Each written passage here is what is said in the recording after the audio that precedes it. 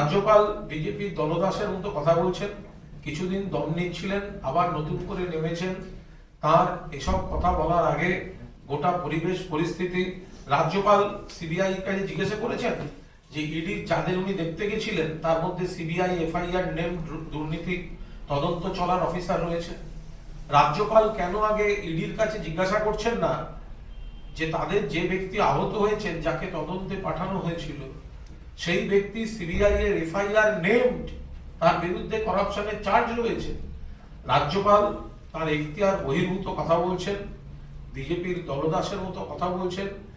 তার পেছনে যখন বিজেপি নেতাদের এবং এজেন্সি অপব্যবহার প্ররোচনা ছিল, তারপরে কোথাও একটা তাৎক্ষণিক দুর্ভাগ্যজনক জনরোষ ঘটেছে, সেটা আমরা কেউ সমর্থন করছি না, কিন্তু রাজ্যপাল এ নিয়ে অকারণ রাজনীতির চেষ্টা